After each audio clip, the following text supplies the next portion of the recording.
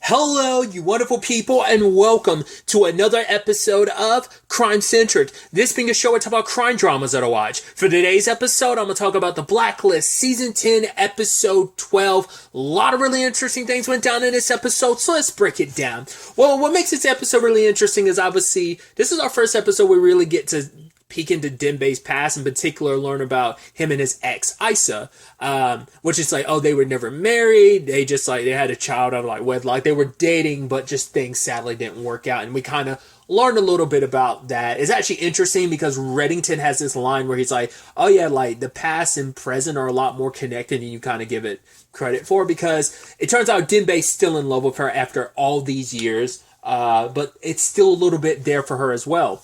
I don't know if this is the first time they've ever really been around each other post them not being together. Like, obviously, he's checked in on his daughter every once in a while, and obviously he's been there in his granddaughter's life a little bit, but obviously he regrets not being there as much, but the life and path he went down doesn't always present the opportunity for that type of situation. That's what he was always he's able to be in their life a little bit more now that he's an FBI agent, that he's not on the more criminal side of things, but considering that was like a majority of his life, it wasn't copacetic.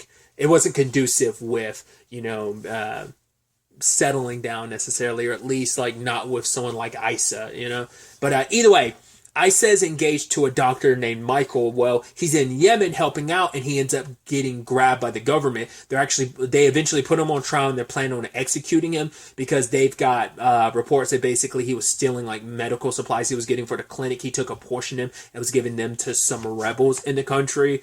And now because of that, they're like, oh, he's about to get executed in 72 hours. So Denbei's trying to pull all the strings he can. He tries to get in contact with Red, which no one can get in contact with Reddington, because he literally slips into Cooper's house, literally like seconds after he leaves, but he did it on purpose. He's like, oh, did he just leave? It's like, shut up, Reddington. You know he left. That's why you picked this time to show up. It's like, because the last time like he interacted with the group was when he saw Pennebaker last episode. I've been assuming she told Harold about that, but none of them have been able to get in contact with him since then. So Denbei used an emergency signal, like he went to a spot that was still being watched by Reddington's people. It got back to Red. It's meant to be an emergency type of situation, but it's like, right. The moment he heard it was something connected to Isa, and he's like, oh, really? It's like, okay, so you want to help out her current fiance, even though you're still in love with her. He's like, oh, man, there's levels upon levels of emergencies here. Because it was a really sweet story when they first met. The actress who plays the Isa from the past, I want to say, God, I'm blanking on her character's name. It wasn't Monroe, was it? There was a character in the final season of Teen Wolf, the TV show. I want to say she was one of the Grandpapa Argent had a protege in the final season, and she kind of like definitely filled that void after he died or whatever. I think that's the same actress, if I'm not mistaken. I think she was also in, had a little bit of a recurring role in Lost in Space on Netflix. I believe those are the same actress, and I believe that's the same actress in this regard. Because I'm like, she looks so familiar, and I think that's what I know her from, but I could be mistaken. Feels like there's something else, but I can't quite place it. But obviously, they met back when Denbei was in university and was studying, while he was also around the time he was working for Reddington, because we've known like Denbei and Reddington have known each other for a very, very long time. I guess in my head I thought maybe it wasn't that long ago, because I think Denbei was saying like, oh yeah, this is around the time I started working for Reddington, and watch like, I mean, because I was like, hasn't Red known Denbei since he was a kid? Because I remember we learned about Denbei's past, about one of the circumstances Reddington saved him from. But wasn't he like a kid during that situation? It's something that came up like fairly early in season 1, but I don't remember. I think it was like he was a kid when him and Red met, but I guess like it wasn't until he was like a young adult, late teen, early young adult, before he actually started working for Reddington. Maybe that's kind of what that was, the more specifics about that. But because I do love that wrestlers asking all these questions about like, oh, is that oh, so tell me more about how you and Isa met. And it's like, oh, we met when I was studying college and working for Red, and then we were together, and then we weren't. Like, he was quickly, like, kind of, it's like, right, it wasn't the easiest breakup. Because for her, it's like, all right, you want to keep secrets, you can, but for her, it's just like, just never lie to me, you know? Because I love that whole flirtatious thing they had when they first met, where it's a whole thing of, she's like, oh, you're not going to come in here, order some, like, bourbon or whatever, and let it go to waste because you never drank it. Which for him, it's like, right, I order it because I don't want to be rude, but honestly, I don't drink. So it's just kind of like, yeah, I don't want to be that dude that, like, sits in a place, sit at the bar just to read, and not buying anything because that's kind of crappy. So I bought something even if it does go to waste. But she's like, no, go ahead, admit you're just here for my number. It was really cute back and forth that they had.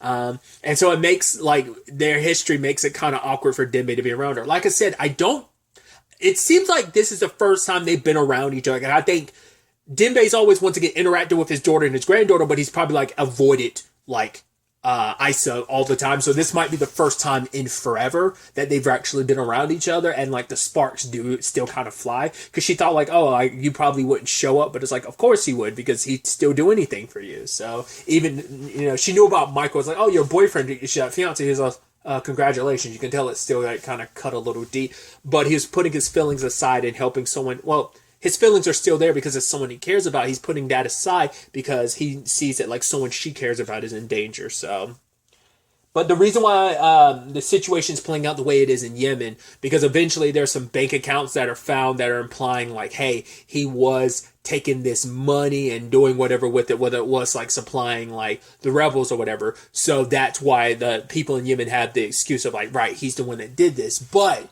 hanging out with Isa, she ends up referencing that they went somewhere. It was like a beach or something. Was it? I can't remember what place it was. But it's like, yeah, it coincided with Michael having drawn. It was like the account situation was like, apparently he was supposed to be in Istanbul and he ended up drawing money out of the account, or putting money in. I think it was a withdrawal in person, but it's like, no, he couldn't have done that. He was on vacation with her in that exact day in a completely different country. So it's like, right, someone else had it. And so the person that is basically Michael's boss when it comes to his, what was it, his NGO or whatever, the guy John he was working with, we should have figured he'd have something to do with this, especially when he was like, no, we got to do whatever we got to do. It's like, Michael's a good person. It's like, he was saying all that because it's like, right, it was true, but he was also feeling regret because he knew what he was doing was putting Michael in a situation that not only did he get in trouble, he's about to get executed for something he didn't do. Unfortunately, Isa had gone to not confront John because she didn't realize it was him until the last minute, but she went there because she was like, right, there's only so many people who would have access to be able to make an account in Michael's name and kind of throw him under the bus. And the moment she saw him packing bags, she pieced it all together. I guess it's like she's kind of created, like gathered, like kind of built up her own situational awareness of being like, okay, the timing is, I'm saying it has to be someone that has to have been able to be in a position to do this. You're trying to pack your bags now with everything that's going on with Michael, even though you're making this claim that you want to help and you're going to call people to find out. It's like, yeah, I mean, I think it's also like when you've dated kind of like Dembe and kind of been at least taking steps in that world, at least knew a part of that world he was in, that, like I said, it probably does create a situation where you're just like smart enough to kind of pick up on details of like, that doesn't seem right, and you kind of are able to put two and two together. So John almost killed her. Dembe, because I almost thought like, oh man, like if he, because like there was glass she was about to pick up to defend herself. I was like, God, I hope she doesn't end up killing him, because you know, like he's going to be the only one that can clear Michael's name. But the problem is, even if that guy does go and confess, there's no guarantee that it will work in Michael's favor. They still might be like, oh, you were working together, and take them both down. Because that's why the guy was almost like, right, there's no guarantee it's going to work, so why put myself in danger for something that might not guarantee get Michael back? Once again, I panicked. I was told I was never going to get in trouble. No one was ever going to find out. I panicked when I was supposed to like put a name on an account, and I chose Michael's. I just never thought he'd get in trouble. It's like, yeah, but you sat here and, you know, probably prayed and hoped that the FBI would figure things out and help him without having to throw yourself under the bus, you know, and self-incriminate yourself.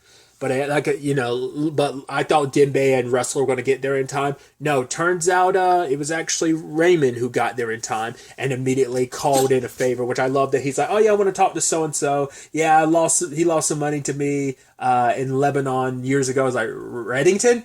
And it's like, oh, He mentioned me. And it's like, okay, like I can give you whatever you want. Not only the guy who is helping out your rivals, but I can also put it in a position where like your superior benefits from this. Or if you want to, you can spend the money with your wife, your mistress, or whatever. Like make yourself whatever it is that you want out of this deal. I can make it happen for you. So that kind of worked out in the long front, and it's all because of Reddington. Because he did what he did and ended up helping Michael was a little banged up from being in the prison he was, but he did ultimately end up getting released and handed over to like the consulate or whatever. So it all worked out.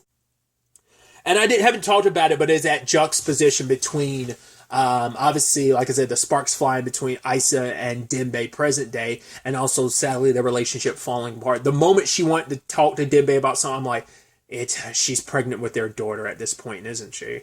It's like, of course, that's why she's being so secretive about it. And the moment he's like, oh yeah, I'm gonna help a friend study, it's like, once again, I was like, right then I was like, you shouldn't have lied to her. Just tell her the truth. Because she knows about Red, but obviously Red is just that whole thing of, yeah, he's into international trade, you know, like that's always a shady thing when you're like, oh, what's someone into? Import, export. That's all it's like. That's why you probably went international trade. It sounds a little more mysterious, but also not as shady as just plain import, export, because that's where people are like, oh, that sounds a little, has a little more, probably of a more criminal connotation to it than just saying international trade, even though it's just like a fancier way of saying it, you know? But Dembe did have a meeting with Red, and it went sideways. Well, not sideways, but he ended up saving Reddington's life, and now he kind of needs to kind of get out of, like, Marseille at the time.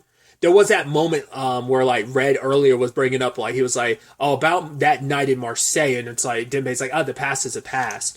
But it's like, yeah, that night caused friction in a relationship because he lied. He never outright said what Red, like, he never fully lied about what Red did, but it's the fact is he lied about, hey, I'm going to do this, I'm going to help someone study, and he lied about it. He's like, right, we got to get out of here quickly, like, the cops are kind of circling, I need to get out, and he wanted her to go with him, but it's like, she wouldn't, so he ended up having to leave it by himself. But it's like, right, you're mixed up with a criminal and stuff like that. And that's ultimately when Dembe does return. It's 14 months later, and their daughter, Isabel, has already been born. And I think I said Isabella, was already born. And so Dembe wants to be in her life, but it's like, oh, we're moving to America. And he's like, I'll go with you. But it's like, no, you're always going to be looking over your shoulder throughout your entire life. Once again, that's why he was able to pop in a little bit here and there in his daughter's life. And even, present day had mentioned to Isa that it's like, right, I couldn't be in as much as I wanted to be. I wish I was in her life, sure, I was there, but I still wish I was there a lot more. He always did have to keep his distance because of the nature of the world he was in. And obviously that is a lot different. I mean, obviously, like, her and Dembe did make up after he became an FBI agent. And obviously that's something they tackled last season, because Isa was like, oh, I'm glad to see you two are talking again. There was a period of time they weren't when Dembe became a cop, because for her it's like, working in Red's world was one thing. Obviously, being a cop, being a black man that's a cop in the institution that is law enforcement, and how the relationship it's had with the black community, like that is a complicated thing that, they ended up having to work through in season 9. I wonder when did the things kind of change, because he ended up kind of leaving and just saying, like, I won't bother you again, is where things left off in the past. But I wonder when did things change, and he tried, maybe just as long as he's like, right, no, as long as I'm not sticking around, as long as I'm popping in, sending gifts, sending letters, and probably like popping in for like little like get-togethers every once in a while, that maybe that's not too much of an issue. But it is kind of sad to see what that situation is. And I even love that line from Red where he was like, if you didn't show up that night, I would have understood. And Dembe's like, I know that now, but even then he's like, I knew it, but it's still a thing of, it is that thing of Red is one of the most important people in his life. He even said he was until he met Isa, and he was just caught between like, hey, being there for the person who he owes his life to, who is someone that he loves, like a dear friend, and then the woman he was in love with that he still is in love with, and even admits that hasn't changed in all these years. So, even telling later on, like when she's packing to go to Germany to meet up with Michael, He's like, yeah, I'm happy for you that you two are going to be reunited. She's like, right, are you happy that me and him are going to be together again? And it's like, I'm just happy that he's safe because, at least he's being honest, where it's like, I'm making it also clear about how I feel about the situation, but it's like, I'm not here to like rock the boat. I'm not here to cause issues with your relationship. It's just like, I do care about you, and if you ever need me type of thing of like, I'm going to be there. So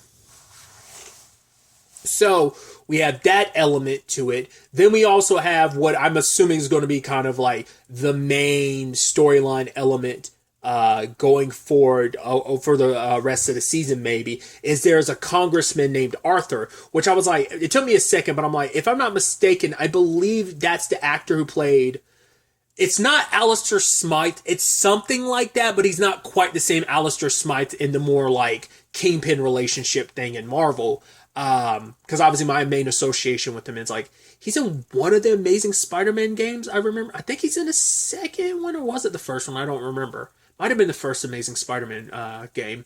But my main like connection to that character is obviously him working for Kingpin in the animated Spider-Man series that was on Fox in the 90s. I'm going into the whole diatribe. I believe that's the actor who played Alistair in... I believe that was the character's name. He was Kingpin's like right-hand dude in season 1 of Daredevil. So it's like, right, if I'm not mistaken. But either way, he's playing this congressman who is going through like all the like funding and stuff like that goes to different departments. And like there's the one for the FBI, specifically the money that goes to like some off the book stuff. Like a lot of that stuff exists officially. The one that's not official is the task force. It was at 836 or something, is like the task force that like our task force that we've been following.